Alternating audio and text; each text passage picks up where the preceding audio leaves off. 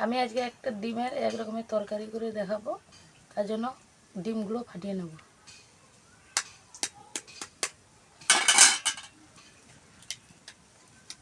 ডিমগুলো সব আমি ফাটিয়ে নিয়েছি। এবারে লবণ দিয়ে ঘুটে নেব। এবারে এই গামলাটাই করে তেল দিয়ে মেখে নেব। নিয়েছি, এবারে এটা করে ঢেলে দেব।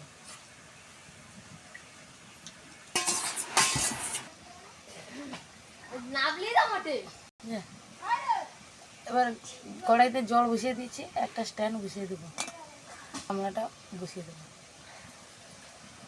এবারে চাপা লাগিয়ে দেবো। দেখুন কত সুন্দর ফুলে উঠিয়েছে ডিমটা। আর 1 মিনিট একটু ভাবিয়ে নেব। দেখুন কত সুন্দর ফুলে উঠেছে, গোটাটা সুন্দর হয়ে ফুলে গেছে। এবার টাইট হয়ে গেছে, নেব। একটু ঠান্ডা হয়ে গেলে কেটে নেব পিস পিস করে। কত সুন্দর চার ধারটা খুলে গেছে, এবারে পিস পিস করে কেটে নেব।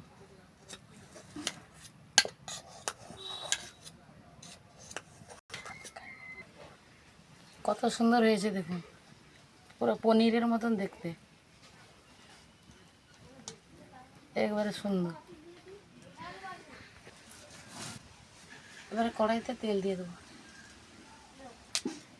তেল গরম হয়ে গেছে, এবারে এগুলো ভেজে নেব।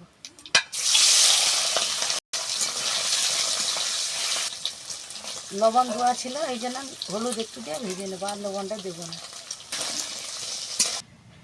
কত সুন্দর করে ভেজে নিয়েছি, লাল লাল করে, পনিরের মতন ভাজা হয়ে গেছে। এই কড়াইটা আর একটু তেল দিয়ে দেবো। গোটা গরম মশলা, সাদা জিরে, এবারে তেজপাতা, পেঁয়াজ কুচি, আদা রসুনের বাটা, লঙ্কা বাটা, পেঁয়াজ বাটা, ধনে বাটা।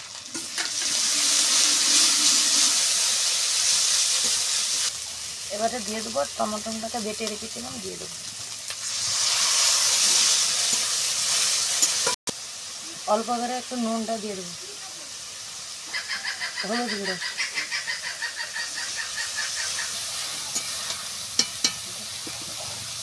মশলা থেকে তেল ছেড়ে দিয়েছে, এবারে জল দিয়ে দেবো। জল, এবারে ডিমগুলো দিয়ে দেবো, দিয়ে নেবো, আর একটু অল্প করে লবণ। এবারে গরম মশলা বাটাটা দিয়ে দেবো।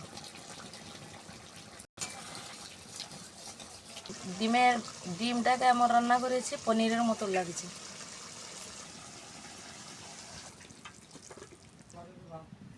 দেখুন তরকারিটা কত সুন্দর হয়েছে।